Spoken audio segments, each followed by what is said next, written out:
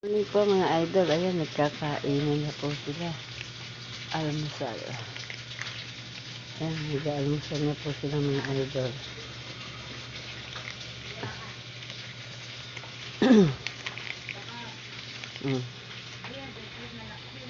Ayan mga idol, nagkakainan na po sila. Need na papi sa labas. Ito o. Ang isang araw.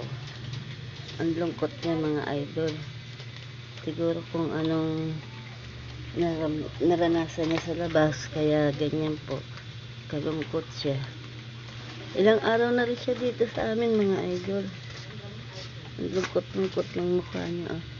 Nung makita ko siya, talaga naman kung pagtama ng mata namin, nakita ko siya, napakalungkot ng mata niya. Na para bang nagmamakaawa.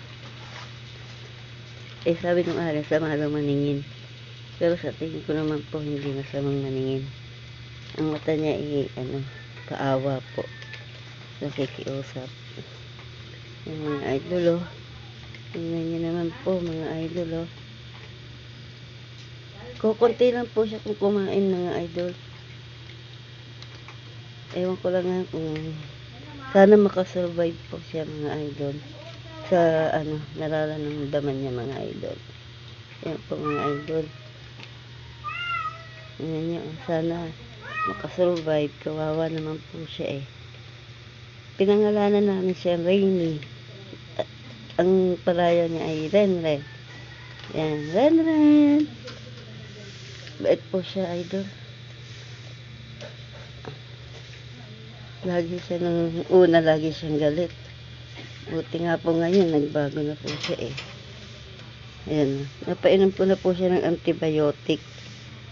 Kasi baka medyo hindi magandang amoy ng kanyang dumi. Kaya binilan ko ng antibiotic. Ayun mga idol, hanggang dito na lang po itong video ko.